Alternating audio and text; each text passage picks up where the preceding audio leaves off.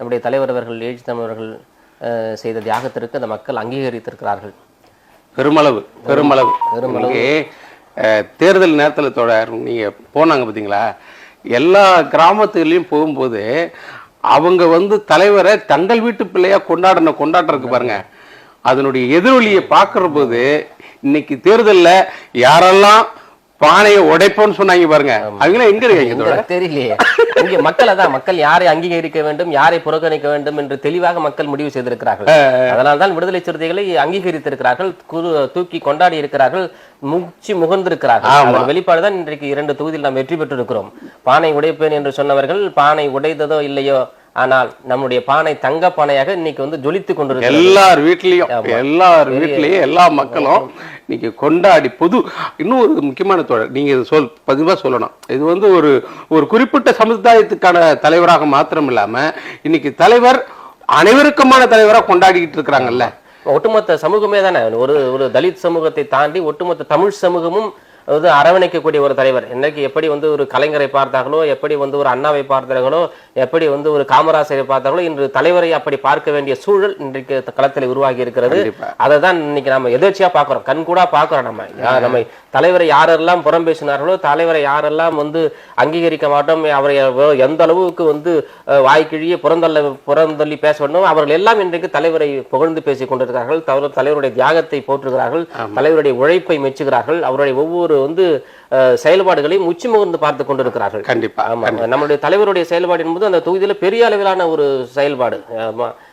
மக்கள் அங்கீகரிக்கிறாங்க. மக்கள் அங்கீகரிக்கிறாங்க அப்படின்னா வெறுமனே இந்த வாக்களிக்கிறதோட மட்டும் கடமை செல்ல இல்ல, இன்னும் காசு கொடுத்தாதான் ஓட்டு போடுங்கிற மக்களை மாத்தி என்னுடைய தலைவருக்காக நான் செலவு செய்து நான் வாக்களிக்கிறேன் என்று சொல்லி வெளியூர்ல இருந்தா மக்கள் பஸ்ஸா லாரி ஏறி நீங்க அவர் நடத்தின மாநாட நினைச்சு பார்த்தாவே அவங்கவுங்க காசு கொடுத்து மக்களை கூப்பிட்டு வர்ற மாநாடே இன்னைக்கு யாரும் இல்லாத உட்கார்ந்து இருக்கிறாங்க. ஆனா தலைவர் ஒரு செய்தி மட்டும் தானே போடுறாங்க. அத்தனை லட்சம் பேருக்கு இடம் இல்லாத விடிய விடிய மாநாடு முடிஞ்சு கூட்டம் வந்ததுதான் நம்ம நேரடியா பார்க்க முடிஞ்சு. இன்னும் ஒரு செய்தி, இந்த தேர்தல் நேரத்துல கூட்டணி நடக்குது இல்லையா, அந்த நேரத்துல 2 சீட்டு தான், 2 சீட்டு வீசிக்கன்னு சொன்னாங்க. அவங்களுக்குலாம் நீங்க ஒரு பதில் சொல்லணுமே.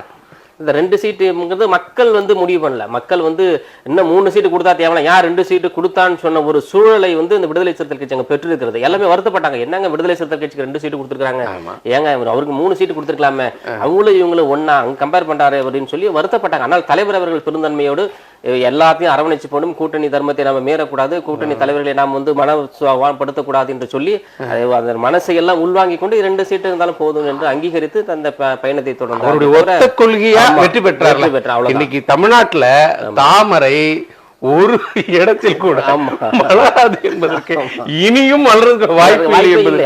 தாமரை மலர்வதற்கான வாய்ப்பே இல்லை.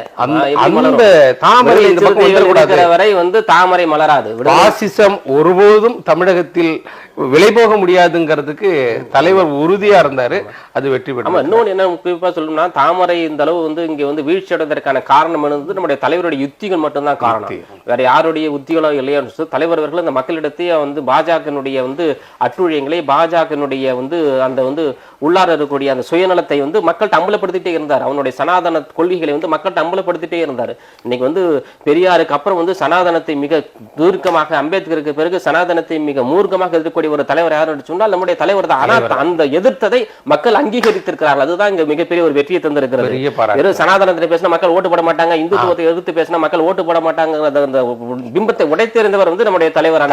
பேசியது மக்களுடைய உள்கடங்கத்தில் இருந்ததுதானே பேசுறாரு.